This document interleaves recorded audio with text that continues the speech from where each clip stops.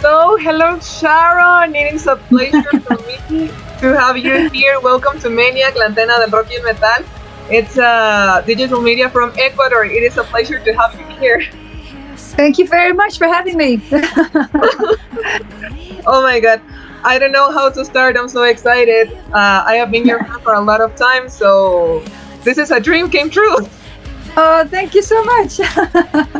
Okay, so in order to start, I would like you to tell me a little bit about the composition of Bleed Out, the last album that you have released.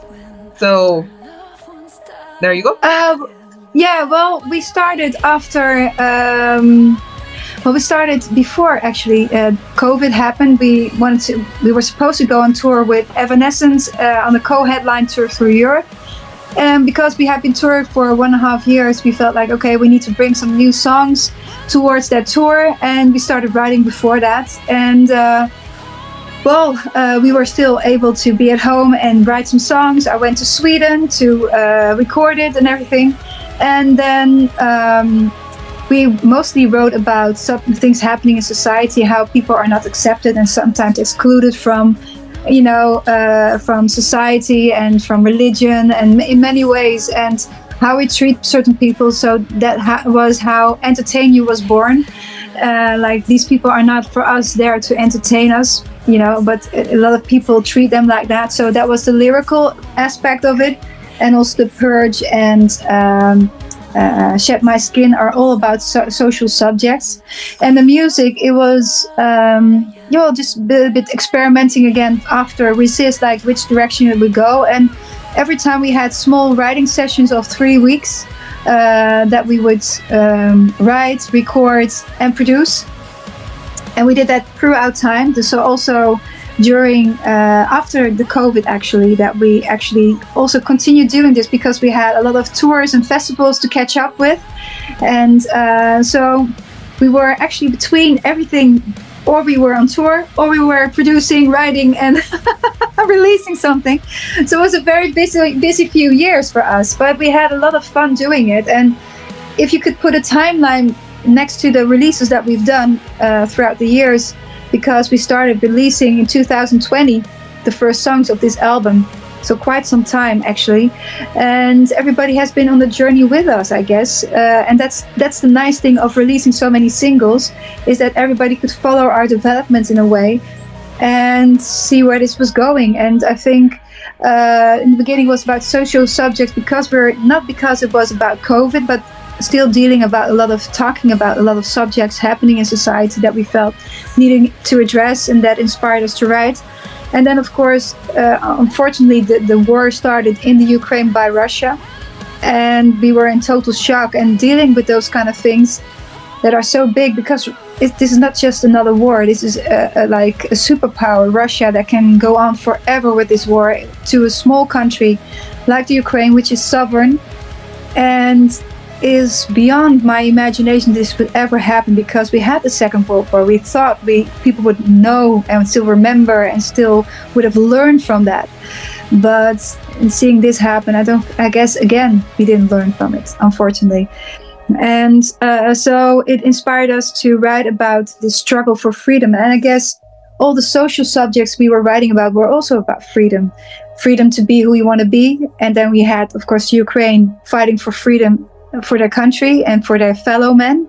And then, of course, what inspired us also was Mahsa Amini in Iran, who was beaten to death because she wore her clothing in the wrong way, and the morality police beat her to death, actually. And to see such brave people standing up, and also after her, a whole generation, taking up that fight and standing for peace and standing for also freedom within religion, and then having to sell it with their lives, and or in jail, or it's all is very inhumane. And that kind of bravery inspired us to write these kind of songs. So this whole album is about a cry for freedom from different points of view. Yes, even if it has been identified like the darkest album from Within Temptation, I really consider that all the topics that you have been treating, especially the one about the war, uh, it is so hard to realize that an artist has to write something else about the war, because it means that we haven't learned everything. We haven't learned anything. No. So we are still on that war cry of saying, please stop. We are in 2023, so we haven't learned anything. No, exactly. And it's very sad. And you see it everywhere. It's like, there's so much going on in the world right now. It's you have so many topics you could write about that needs addressing, unfortunately. But don't always comes to you when you're writing music. But these things were, when we were in the studio, the war broke out, So we write these songs about the war. We were in the studio when Masa Amini was beaten to death, and it ended up in our music. So it's when you're writing music, you need inspiration. And although we didn't intentionally wrote these songs about it, it just came back to us every time.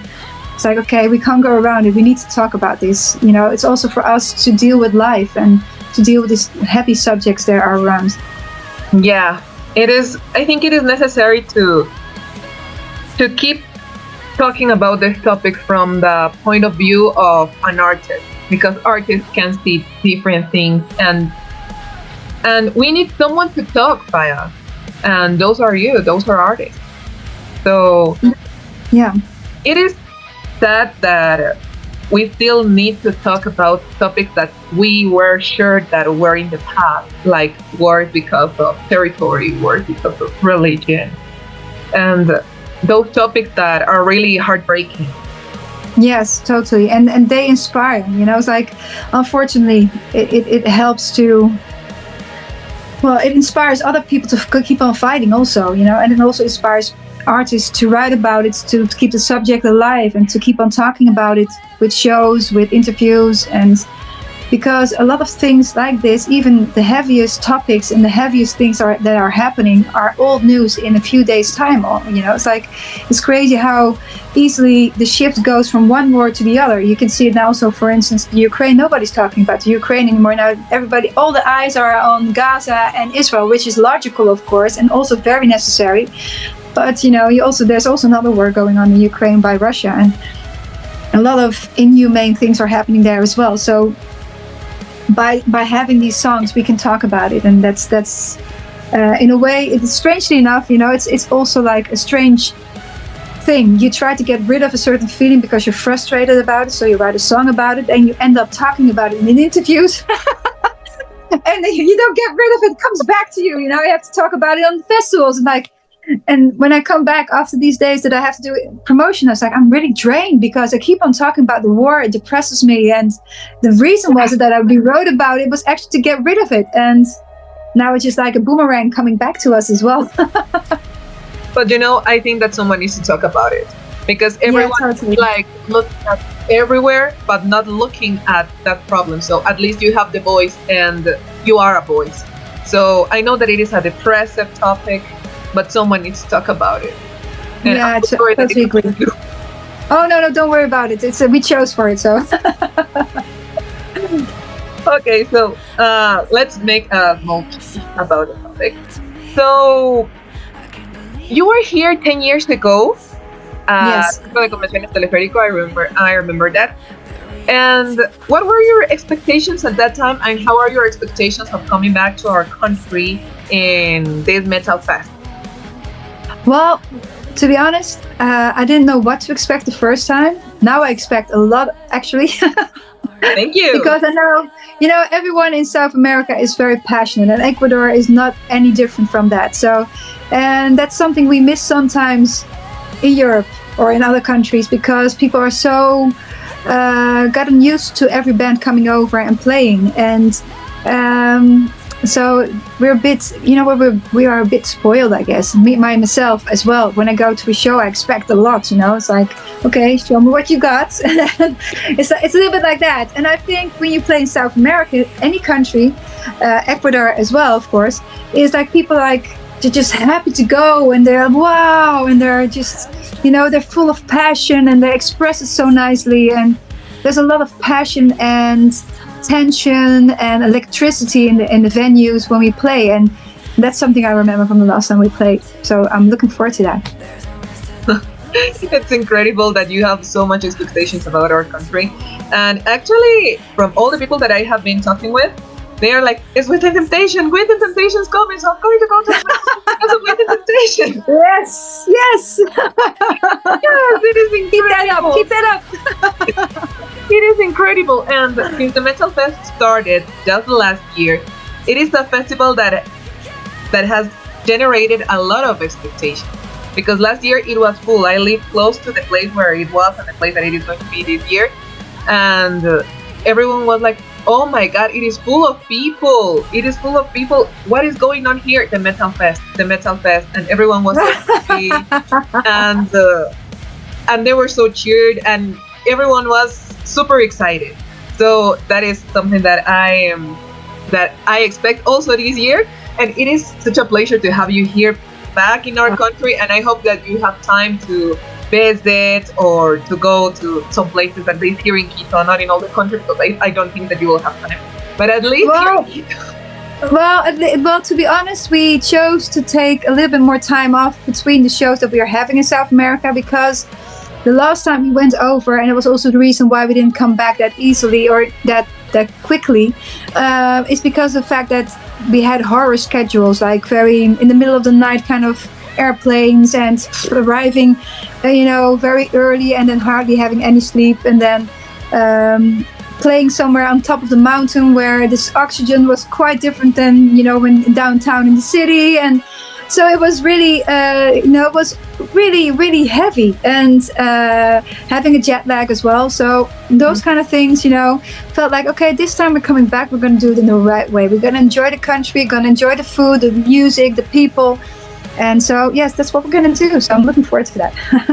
That is incredible, and thank you so much. And you're so welcome to visit everything, the historical center, Mitad del Mundo, and which is so cool. Are you going to give us a tour? Great, thanks. Yes, of course. If you want me to do it, I can. Yeah. I might take you up on that. Okay, that'll be my pleasure. Okay, so I want to ask you something. What inspires you to make your videos? Because I have been following your career for a lot of time, and your videos are something that inspired me. Also, if I can sound like a crazy fan for a second, you inspired me with other artists to sing lyrically. So you have been an inspiration for me, at least. Wow, thank you. And I would like to know what inspires you to make your videos.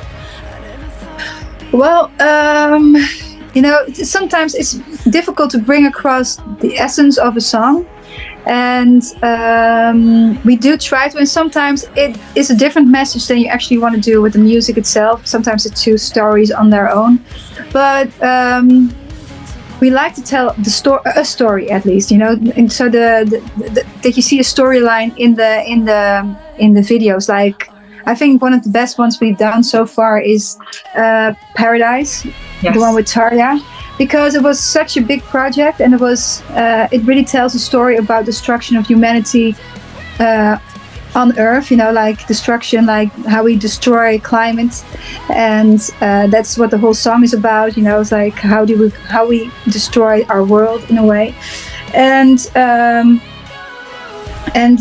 sometimes it becomes better, and sometimes it works out a little bit less, and sometimes it becomes more like an image video, like we did for Don't Pray For Me, which is also having a lot of references to religion, of course, but it's not like really a story, but it's a lot of atmosphere.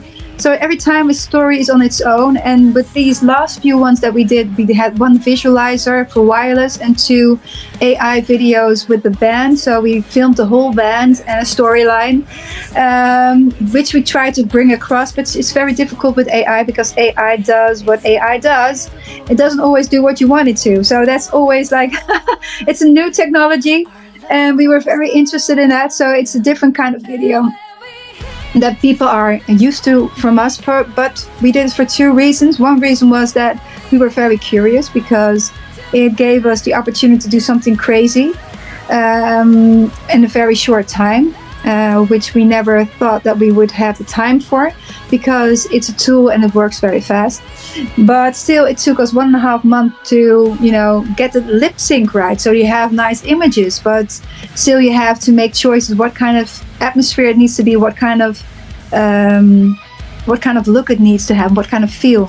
So it took a long time to do that, and also to get it lip sync, and it still isn't completely lip sync. So we filmed the band. Yeah, we filmed the band, so everybody was there that we normally work with.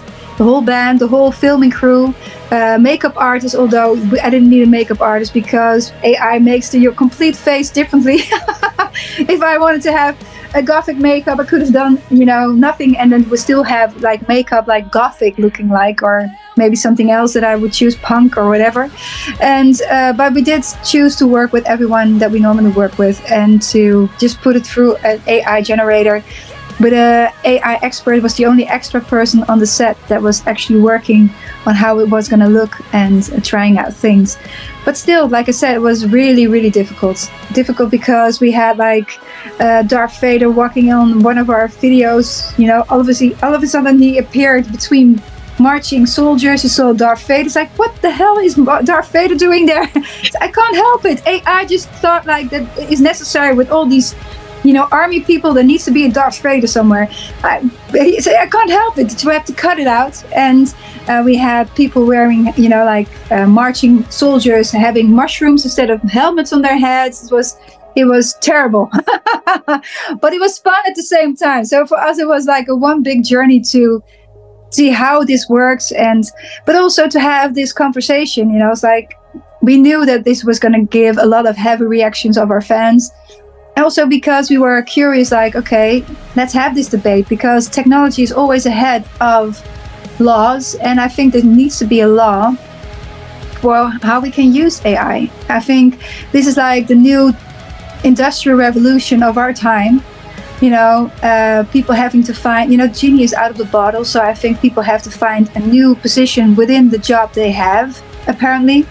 I really hope the governments come with a good solution, with a good, law to say where we can use it for and what we can't use it for. And like I said, governments are always a bit behind technology, unfortunately, with this. So I do know that in Europe, a lot of governments are working on a law for AI, because it also has its dangers, of course, but there's also a lot of positivity around AI, like on the medical field. It's easier to find cancer and those kind of things. And I think we shouldn't close our eyes for the good things AI can do. So, I think we should explore, and hopefully governments will come with a solution for what is allowed and not allowed. What I think about AI is that it'll never replace artists.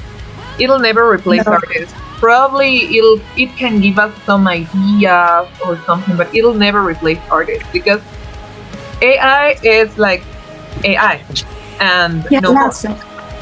AI, it's a robot. It has information, but it doesn't have feelings. So it is just what we were talking about some minutes ago. You wrote, and I'm sorry to bring in this back to this. No problem. It's fine. But it is like you were so angry when you wrote the album, because it was because of a problem of a war. You were so intense, you were so mad because of everything that is going around. You have to show your frustration in some way. But what kind of frustration can an AI show? No, I totally agree. They showed a picture in the TV program just now, and it's our same experience when we were working with it. It's like they said like, okay, let's see, we want a chili burger. Okay, then you saw a picture of a chili burger. Then we want to have a very spicy chili burger, and then you saw a more extreme version of the chili burger.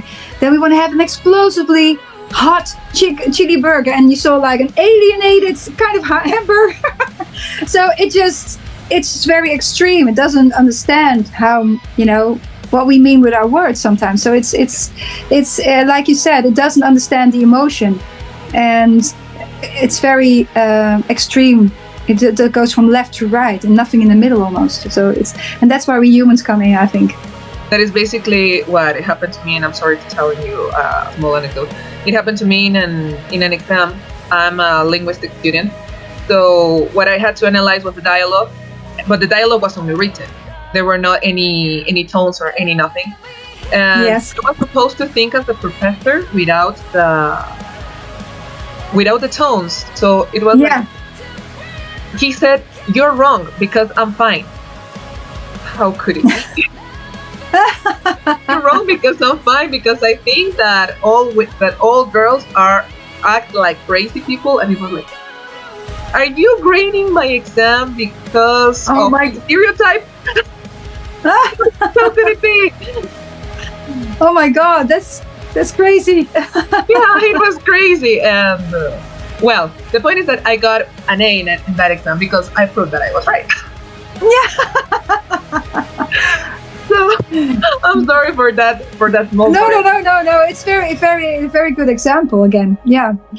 Yeah. So I would like to ask you one last question. That is, how have you perceived that your fans have influenced your career? That I have what?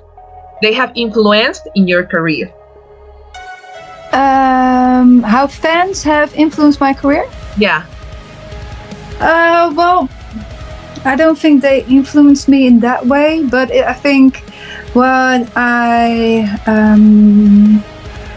appreciate is that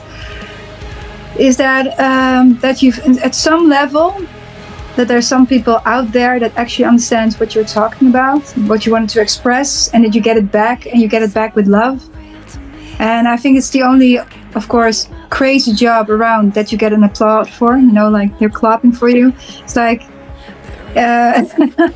but it's also sometimes when you write these songs, you're at a very solitary place sometimes, and it's a heavy subject, and then to get response back, like, in a certain way, that they write something that you totally understand what we were talking about. That is the most beautiful thing. It's like you feel connected to each other, and that's what music does. Is sometimes, even when I listen to other people's music, it's like I sometimes feel like this song is about my life, And they have that the same thing with our music, and I think that's the beauty of music. It connects people, and I think that does influence that I'm still here and I'm still enjoying what I'm doing, because I feel very